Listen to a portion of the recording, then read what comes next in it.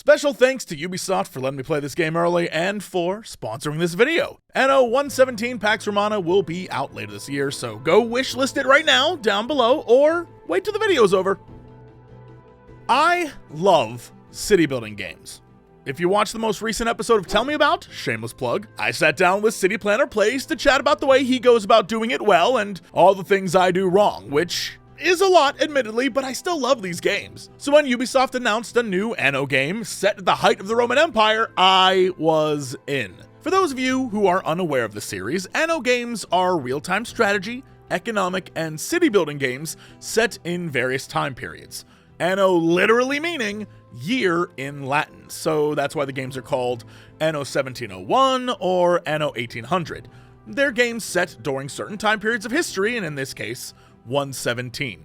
And much like the previous games, you focus on managing your resources, exploring, and diplomacy between your city and others. And much like those other games, you're establishing new cities on a series of islands that you can control and claim as your own. While I'm not sure what the total number of scenarios the final game will have, we were shown two: Latium, in the heart of the Roman Empire, and Albion, to the far north in modern-day England.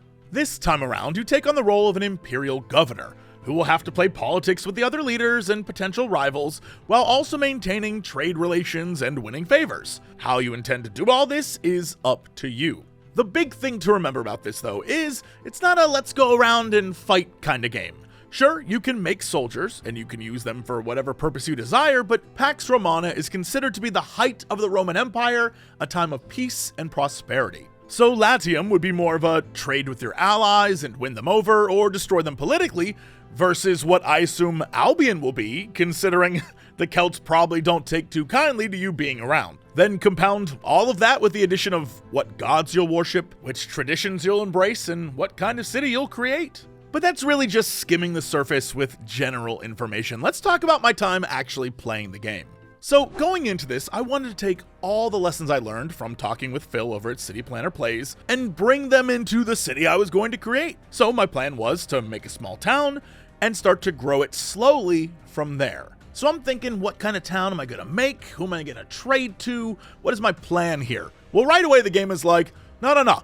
Build your governor's residence and then connect it to the port. Once done, the game's like, okay, we need people. And to get people, you need houses. And to get houses, you need wood. So I followed the instructions and built woodcutters, which then quickly helped me build a series of houses along my main road. Again, keeping it simple, I was intent on making sure my city worked. Because right away I noticed that while you start with a lot of money, that money dwindles quickly as your expenses increase. But the game's pretty straightforward, and it was like more people equals more taxes equals more money.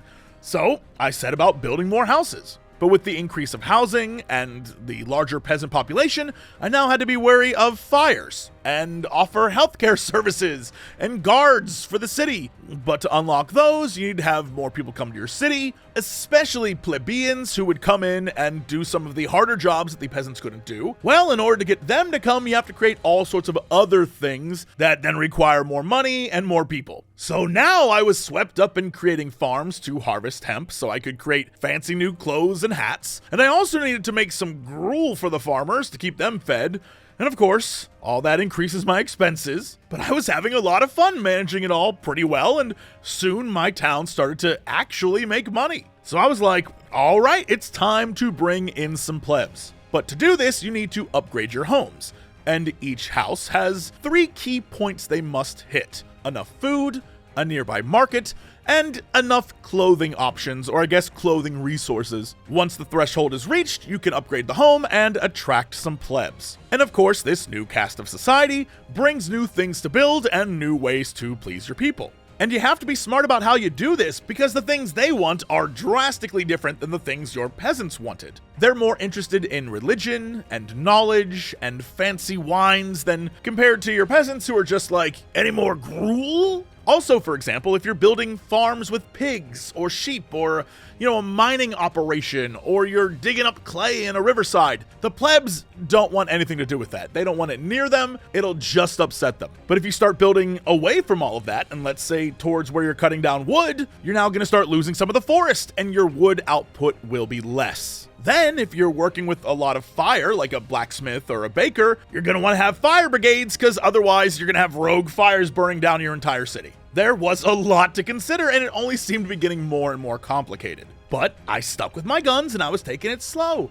I was taking it steady, and I really thought I got this. Like, I got this. The demoist who was there with me showing me the ropes was pretty impressed. He was like, wow, you're doing great, and I felt like I was. But then I got thrown for a few loops, and that was the beginning of the downfall of my society. The biggest issue I was having right away was balance. So you need to upgrade homes to lure plebs in. But you also need to keep the peasants and farmers that you have who are doing all the hard labor happy and in homes themselves. So as you build a pleb house, you probably need to build another house for the farmer you just displaced. You'll see up at the top of the screen that there are plebs and there are farmers who are listed, and you can see the numbers there, and they move up and down based on what houses you built, where you build them, etc. And if you end up going too far one way compared to the other, you'll start to lose workforce, and then production on things will slow down, or your farms will no longer have people to work them, and suddenly everything starts to fall apart. But we'll come back to that in a minute. So at this point, you can build forts and recruit soldiers, you can create walls, mine mountains for metal to create weapons, get clay from rivers to make tiles for rooftops, and experiment with religion, unlocking all sorts of new upgrades and technologies.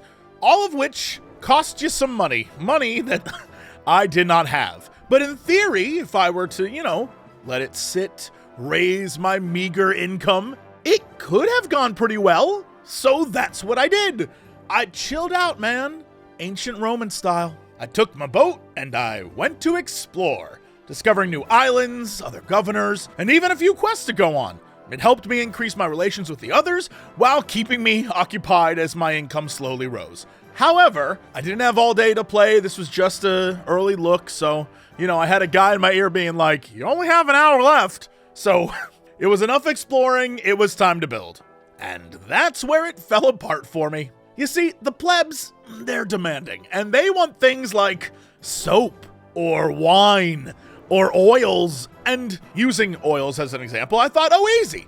In the menu that allows you to place statues or trees or braziers to jazz up your city, one of the options is olive trees. So surely on my island, I can make an olive farm to gather olives for oil, except that's not how it works. You need ground that's fertile enough to be a farm, which my island didn't have. In fact, there were several things that I simply couldn't do because my island didn't have it, which I understand. Go explore, go find a new place, settle there, and then trade back and forth. I get what it wanted me to do. But when one of your earliest buildings is for fishing, and then later on you get another fishing building to get mackerel, and it's like, sorry, can't do that. There's no mackerel in these waters. Well, how the hell did my people even know they wanted mackerel when they just don't have access to mackerel? They're like, we heard about it though. We heard about it and it's pretty good, so go find some. And that's what I did. I went off to go please my people and find some mackerel for them, except I couldn't. I don't know if it was in a very select location or I needed to unlock a certain ship. I just don't know, but I couldn't find any of that damn fish. So it locked off a whole bit of thing that I would need in order to please the plebs. And so they were just constantly like, it's just not good enough living here. This place kind of sucks, which is not great for a city, that's for sure. So my next idea was to approach the other governors and ask them if they had any mackerel or oils or whatever. And it turns out they did, which is great. So I thought, all right, I'll start kissing some ass. I'll get our relations up and then we'll start trading. However, I couldn't for the life of me figure out how to get trades to work. The game kept telling me I was doing something wrong with various warnings, but without any real way of saying how to fix the problem. When I asked the demoist who was helping me learn, the basic mechanics and whatnot, he was like, dude, you are literally the first person I've seen attempt trading. I have no clue what's wrong. So, that just says to me that most of the other people playing were not nearly as invested in winning as I was. Needless to say, I was going to attempt to get it to work, and I tried so many different ways, and I messed around with the trade system. I have no clue what I was doing wrong. The game really did not help me in any way try to fix what was going on, and it was just giving me errors saying, this trade route isn't going to work. but it would still let me move the ship back and forth between the cities. I genuinely wasn't sure if it was because I was lacking resources, or if the way I was trading wasn't working, or I just don't know. And at the same time I was trading but unable to trade, the game was like, your next mission, build another boat. And in order to do that, I needed to make more hemp to get more sails and rope, and that means more farmers. But my town at this point was a lot of plebs and not a lot of farmers, so I had to build more houses, and that costs lumber, which meant building more woodcutters and more hemp farms, etc., etc. So in order to pay for all that, I took some loans from other governors, which gave me a lot of cash, but also a ridiculous amount of debt. Yes, my city is blossoming and growing. It's everything I hoped it could be, at the same time while watching my debt compound quickly and my cash flow going down and down. Also, I could just get more people to come live on my island so that I could then keep things afloat. But as I built more houses, I needed more goods and services. And in order to run them, I needed more plebs, which then cut into the supply of farmers that I had, so I needed to make more houses for farmers. But due to a lack of laborers, since I had this whole influx of plebs, my various low-skilled jobs now lacked the people to work them. And without those, I lost the ability to make houses and food, and very quickly my island collapsed. I mean, it definitely felt like lessons were learned about, debt, but also construction costs and labor shortages and scarcity and proper city planning, just all the things that, you would expect going into a game like this. You'd have some basic understanding. Well, the learning curve for me, it was a different experience, and I was trying to do it the way that I talked about with City Planner Plays. I was trying to do it, but again, I only had a limited amount of time, and I felt rushed, and clearly, we now know what happens if you try to make a city on the rush. The interesting thing and, cool thing is that I very much see what I did wrong and how to correct that. And you know what? I love that in games like this. Yeah, you're going to screw things up, but knowing how to fix the problems is key. And I think one of the biggest things in this game that I'm taking away from it right away is patience. And learning how the hell the trade routes work. I'm sure I'll figure it out, right, Ubisoft? Right? Anyway, I had a blast. It's games like this that I absolutely love. Pax Romana is a great addition to the Anno games for sure. I'll be picking it up and trying once again to create my glorious Roman city when the game comes out later this year. If you want more information for yourself, click the link in the description below.